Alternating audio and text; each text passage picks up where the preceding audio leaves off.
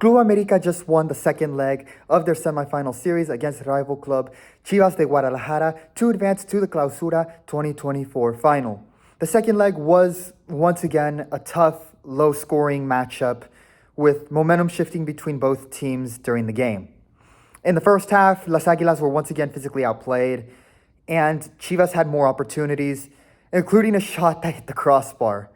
If that had gone in, América would not be in the Clausura final. In the second half, the momentum completely shifted in favor of Club América, where they outplayed Chivas and were able to get the winning goal.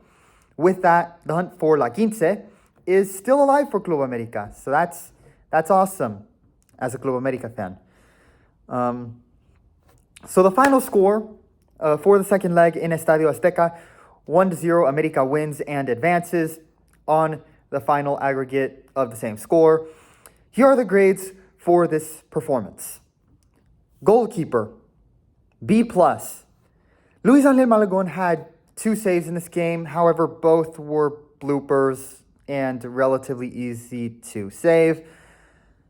It is also worth noting that Malagon and Club América also got lucky, as in the first half during the 13th minute, Piojo Alvarado took a shot that hit the crossbar.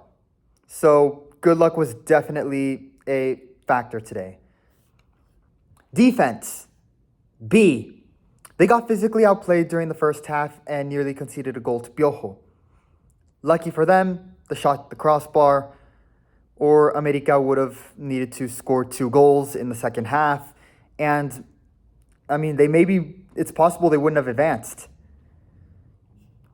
However, that was the wake-up call that got the defense going, and they defended really well the rest of the way, with 22 clearances, 10 interceptions, and 2 blocks total for the game.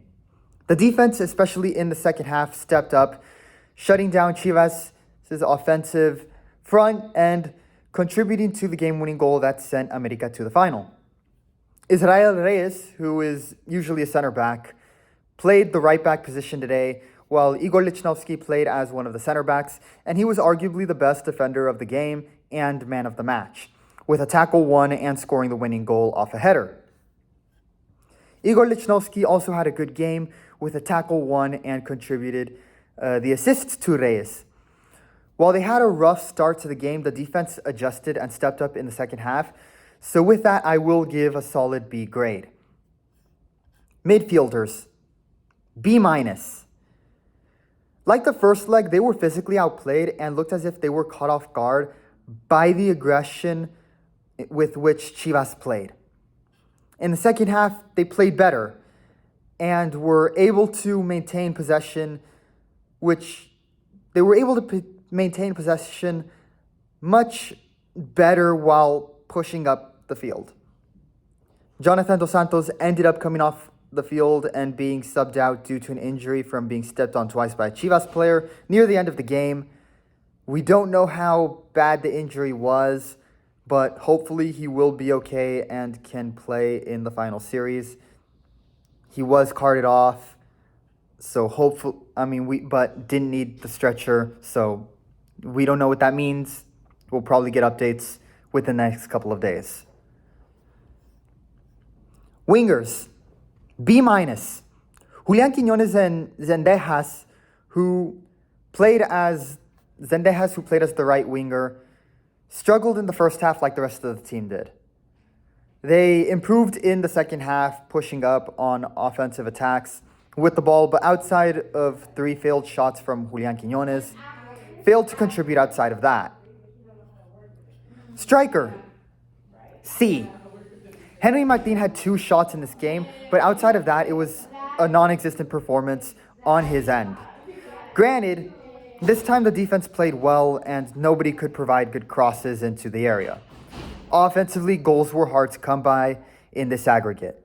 Again, the final aggregate was 1-0, so very, very low scoring. América almost advanced on a 0-0 tie and just having a higher ranking, which you usually never see. Overall, it was a B-tier performance in the semifinal series, with América once again doing just enough that was needed to advance on to the final.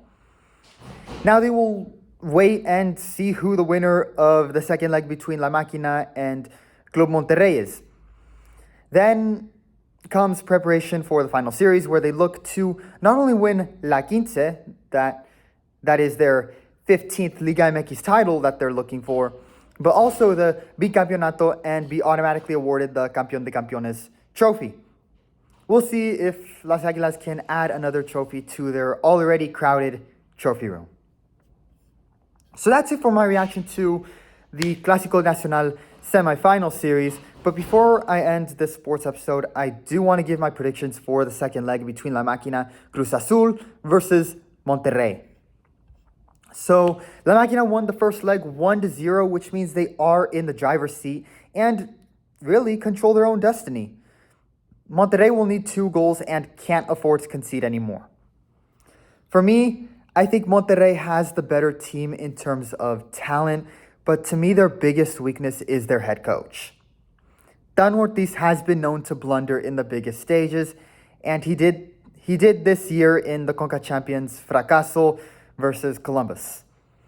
And it was, frankly, his blunders on big stages was why América fired him during his tenure with América. I think Monterrey will be able to score in the second leg. I do think so. But I don't trust Tano Ortiz as head coach to be able to lead his team to be able to achieve what they need to get to advance. Especially in the tough atmosphere they will play in with playoff football back in Cruz Azul's original home stadium, Estadio Ciudad de los Deportes. So I do have it being a Mexico City final between Las Águilas and La Máquina. And of course, América being the number 1 ranked team will have the home leg advantage. With that is all for me in this episode. Let me know your reactions and opinions in the comments below. Of course, like and subscribe to grow this passion project. Thanks, and I'll see you in the next one.